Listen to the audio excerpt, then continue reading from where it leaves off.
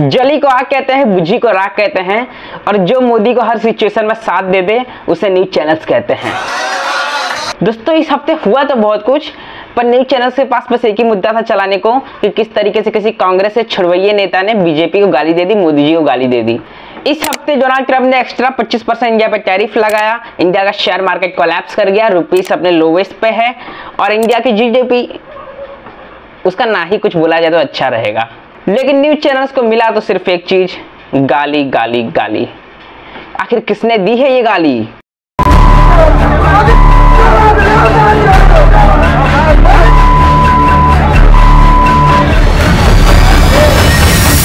वैसे तो news channels पे मोदी जी की गाली को इतना ज्यादा ग्लोरीफाई किया जा रहा था जैसे मोदी जी कोई नेता नहीं हो बल्कि उनके पापा हो। के साथ मैं हूं अंजना मोदी। हिपोक्रेसी की भी सीमा होती है।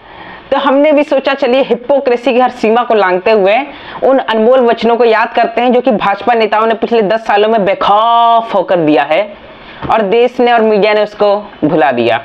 नंबर 1, देश के गद्दारों को गोली मारो सालों को। देश के गद्दारों को, देश के गद्दारों को, देश के गद्दारों को। ये अनमोल वचन बोले हैं अनुराग ठाकुर ने। दिल्ली में इलेक्शन हो रहा था, माहौल ठंडा था, तो उन्होंने सोचा गरम क्या किया जाए, तो इन्होंने एक नया नारा दिया, देश से गद्दारों को गोली मारो सालों को। जब इनसे पूछा गया कि देश से गद्दार कौन है तो ये खुद कंफ्यूजन में थे। है कि आप पहले पूरा वीडियो देखें और दिल्ली की जनता का मूड क्या है उसको देखें। वैसे इलेक्शंस तो केजरीवाल के अगेंस्ट लड़ रहे थे, तो केजरीवाल ने तो कभी रोना धोना नहीं किया न्यूज चैनल में आके कि मुझे आतंकवादी बोल दिया, आतंकवादी बोल दिया, गद्दार बोल दिया। लेकिन इनके पापा के ऊपर सवाल मत उठा देना वरना न्यूज चैनल्स में तबाही मच जाएगी। कौन है इस देश के बाप है? कौन है? प्राइम मिनिस्टर है। बाप होंगे, इस देश के बाप नहीं है। Number 2, Nupur Sharma. As usual जैसे न्यूज चैनल पे होता है हिंदू मुस्लिम की डिबेट, नुपुर शर्मा देती तड़कता भड़कता बयान प्रॉफिट मोहम्मद पे।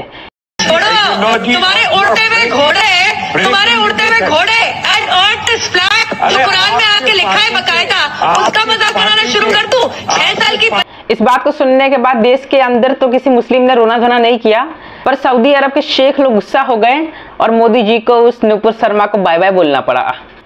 और बीजेपी ने क्लैरिफिकेशन दिया कि नुपुर शर्मा जो भी बोल रही है वो पार्टी के व्यूज को रिफ्लेक्ट नहीं करता है। तो नुपुर शर्मा बीजेपी की तरफ से करने क्या आई थी? अचार डालने तो नहीं आई होगी। नंबर 3, अगली गालीबाज है ऋषि बुधुड़ी। ये कोई आम गालीबाज नहीं है, ये आपको कटुआ, भड़ुआ और अलग अलग सब से पुकार सकते हैं। और ये सब ये डरते नहीं निकालते समय, पार्लियामेंट भी बोलते हैं पार्ले जी खाते हुए।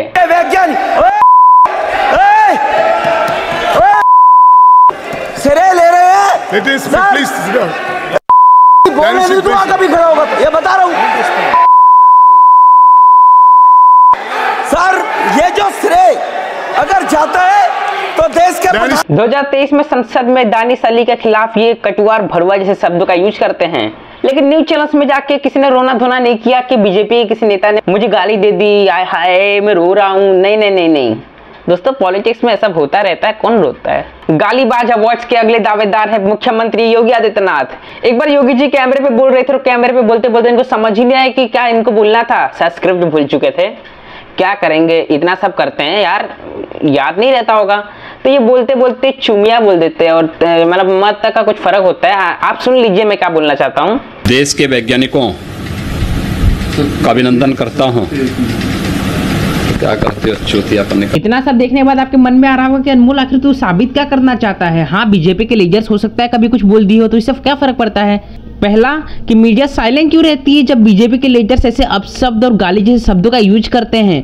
मेरा दूसरा ओपिनियन कि इंडिया के अंदर फ्रीडम ऑफ स्पीच नाम की एक चीज है और फ्रीडम ऑफ स्पीच एब्सोल्यूट होनी चाहिए। इसका क्या मतलब है? इसका सिंपल सा ये मतलब है कि हर नागरिक को, हर सरकारी ऑफिसर उसको क्रिटिसाइज करने का, उसकी आलोचना करने का हक है, भले उसकी भाषा का मर्यादा कितनी भी नीचे क्यों ना हो। अभी अमेरिका में एक एंकर ने डोनाल्ड ट्रंप को चूतिया बोल दिया, तो इससे क्या होता है? उसको जेल में भेज दिया। क्या नहीं भेजा ना, तो इंडिया में ऐसा क्यों हो जाता है?